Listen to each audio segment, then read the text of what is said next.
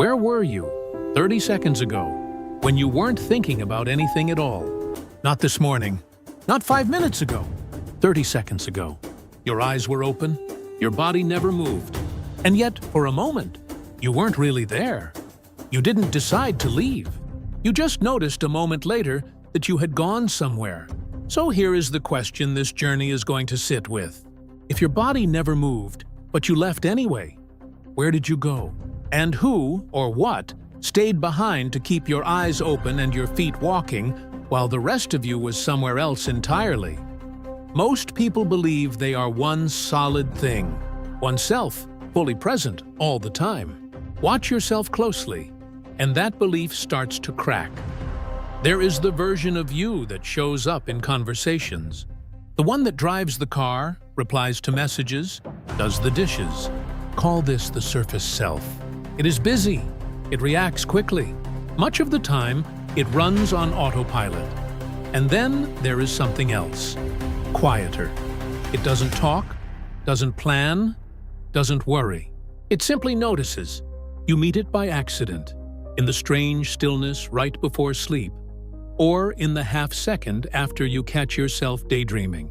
Have you ever felt that flicker and wondered what it actually was? Think about the last time you drove somewhere familiar. Work, a friend's house, the shop you visit every week. Somewhere along that drive, you arrived without remembering most of the journey. You stopped at the right lights. You took the right turns. And if someone asked you to describe the trip in detail, you couldn't. The neuroscientist Marcus Rachel helped identify what happens in the brain during moments like this. He found a network of activity that switches on when your mind isn't focused on the task in front of you, a state now known as the default mode network. Science confirms something older traditions already sensed. Your mind has a home. It returns to the moment it isn't required elsewhere. But something still doesn't add up. Who was driving while your mind was gone? Something in you kept the body safe.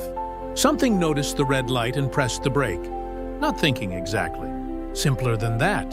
Almost a second, background version of you, tending things while the main character wandered off. This happens more than most people admit. Washing dishes while replaying an old memory, nodding through a conversation while your attention drifts ahead to tomorrow, walking a familiar street and waking up at your own front door with no memory of the walk at all.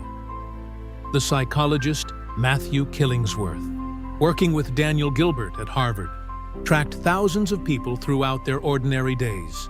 Their minds wandered nearly half the time, and strangely, people reported feeling less happy in those wandering moments, even when the wandering itself was pleasant. Something in us seems to prefer being here, wherever here actually is.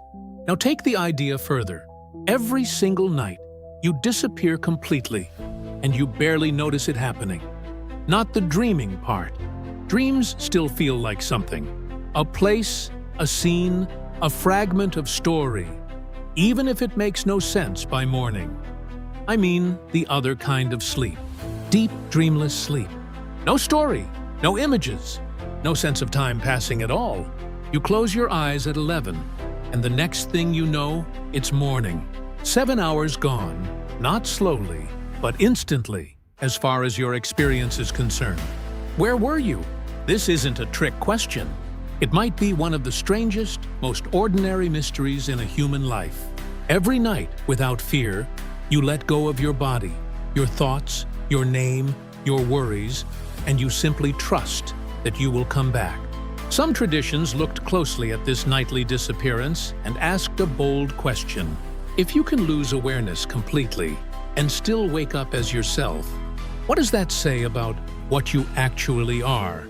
Have you ever caught yourself mid-thought, not thinking about anything, but suddenly aware that you had been thinking? A small flash of noticing, oh, I've been worrying about that conversation for 10 minutes. That flash is not the worry. It's something else, the part of you that can see the worry from a small distance without being pulled into it. The researcher Jon Kabat-Zinn, who brought mindfulness into modern medicine, described this as the difference between the experiencing self and the observing self. The experiencing self is caught in the moment, anxious, excited, reactive. The observing self simply watches without judging. It doesn't get angry when you're angry. It notices that anger is happening. Most people live almost entirely as the experiencing self, one reaction folding into the next, barely a gap between them. But every so often, in a quiet moment, the observer becomes noticeable. And when it does, you feel calmer. Not because the problem disappeared, because part of you stepped back far enough to actually see it. Long before any of this had a clinical name, older civilizations were already describing it, in their own language. In ancient Egyptian belief, a person was never just one thing. Egyptian religious tradition described several parts making up a human being, and two of them matter here.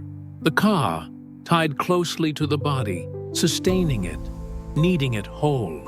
And the ba, often pictured as a bird with a human head, believed to travel beyond the body, especially active during sleep and after death. You don't need to believe this literally to notice the pattern. Ancient Egyptians were describing, in symbol and myth, the same intuition we keep circling back to. A person is not only their body, and not only their waking thoughts. Something stays close to physical life, something else seems able to leave. In Hindu philosophy, within the tradition of the Upanishads, there is a concept called the Atman, often translated as the witness self. Not your personality, not your thoughts, not even your emotions. According to this tradition, it is the constant awareness underneath all of it. The one who watched your personality change over the years, who was somehow present in childhood and is still present now. Buddhist teachings took this in a different direction, focusing less on a fixed, unchanging self, and more on the practice of watching thought arise and pass without grabbing hold of it. Different conclusions, the same shared observation. Underneath the noisy, changing mind, there is a quieter capacity to simply notice. This echoes further west, too. Christian mystics wrote of a still small voice, felt beneath the noise of ordinary thought, quiet rather than loud.